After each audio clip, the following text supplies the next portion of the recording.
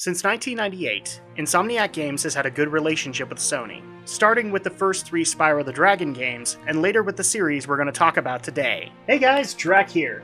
Now Ratchet Clank has been a solid franchise that Sony could rely on starting in the PS2 days, and even to some degree in the PS3 days also. But the PS4 saw new beginnings with the pair, not only in a souped-up reboot of the first game, but also a film giving the duo even more exposure to the masses. Now today we're not talking about the film. But since the reboot came out first, does it hold true to the legacy it has created? Well, let's find out.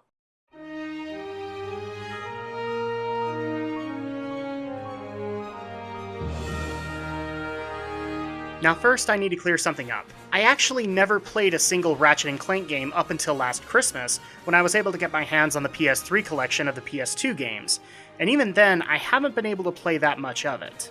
So I'm coming in virtually blind to a lot of the mythos that has been built up over the years. Now with that said, let's get into the story. Ratchet is a Lombax living on the planet Veldin, who simply like most of us at some point just wants to be a hero. Whether saving the day with the Galactic Rangers, or winning hoverboard races for his adoring fans. But also like most of us, being a hero is just a dream, as he has the will to do so, but can't seem to catch the break he needs. That is until he meets Clank, a defective warbot who just escaped Drak Industries on Quartu, home to the Blarg alien race, to warn the Galactic Rangers of an impending invasion campaign by the Blarg upon the entire galaxy.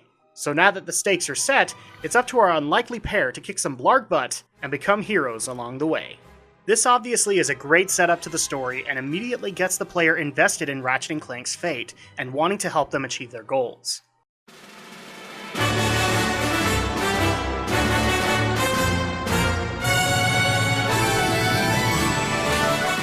So we're on to the visuals now, and they are gorgeous. Each planet looks unique and exciting to traverse, and each enemy or alien race looks great due to the major facelift this game received coming to PS4. While I did encounter the occasional bug here and there, it didn't deter from the immersion like in most cases, which is a good thing to me. If anything, the bugs helped the humor of the game, as I might have passed them by and laughed, but I didn't get hindered in my experience because of them. This game is truly a sight to behold for all ages, and as enjoyable as the latest from Pixar or DreamWorks visually.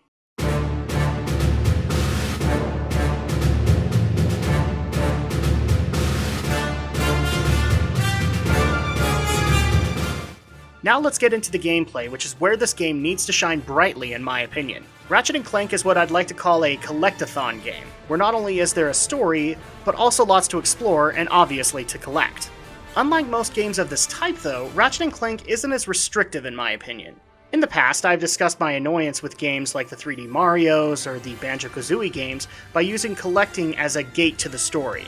By gate, I mean that in order to move forward, you need to collect so many stars or jiggies to advance to the next part of the story. This factor always frustrates me, as I wish to just complete the story and then decide later if I think all the collecting is worth it for whatever reward it gives. Now Ratchet & Clank does this too, but to a lesser extent, as you only need to get an infobot to unlock the next planet. And then it's up to the player whether or not to complete the remaining objectives, or to move on to newer things. Now another great aspect of gameplay is the combat, specifically the mechanic Ratchet & Clank is most known for, and that's all the unique and destructive weapons you can get along your journey. I mean sure, you do get weapons like your typical handgun, grenades, and missile launcher, but the fun is in the more unusual ones. For example, you can literally drop the base with the proton drum and do area of effect damage to all nearby enemies, make your enemies dance instead of fight with the Groovatron, or simply turn them into a sheep with the Sheepinator, all of which add to the fun experience Ratchet & Clank provides. Now with these said, I did have a few bugs with the gameplay that did break immersion for me. My first few hoverboard races, the controls weren't very responsive. In fact, one I lost because my boost button didn't work.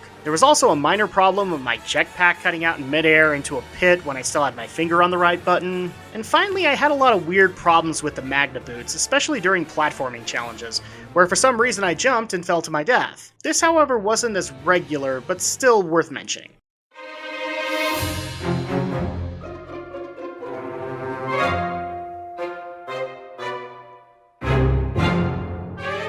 We're moving on to the audio now, and wow, this game has a great soundtrack. With a lot of inspirational tracks that sound like they're straight out of a Saturday morning cartoon, was exactly the right touch this game needed to push the bar. Not only the music, but the cast is also very solid, and I'm really glad they brought back the original actors to play the roles of Ratchet, Clank, and Captain Qwark, just to name a few. Now, I know a lot of celebrity talent was brought in for this specifically for the movie, but it's good to see great actors like James Arnold Taylor, David Kaye, and Jim Ward brought back to this project when Sony didn't have to bring them in for it. Also, it is great to have proper sound mixing in this game. Man, I was beginning to think AAA companies didn't know what sound design was.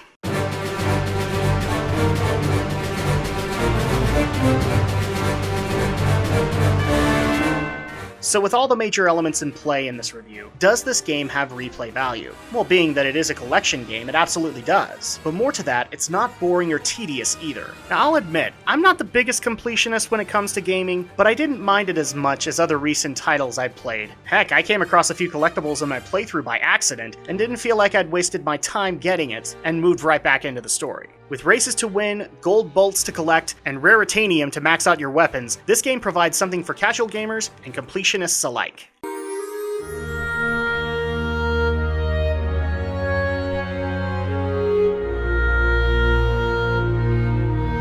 Now it's time for the presentation, and with the way I'm gushing about Ratchet & Clank, I'm pretty sure you can guess my verdict here. Ratchet & Clank comes together brilliantly to provide an experience entirely unique from previous entries in the series, but also comparable to the upcoming film based on the same story material. Now, it may have some problems here and there, but they don't hurt it in the long run, as the player's having fun and immersed in the world that Insomniac has created brilliantly. I personally look forward to what they can produce next, not only for this series, but any new ideas they have coming soon.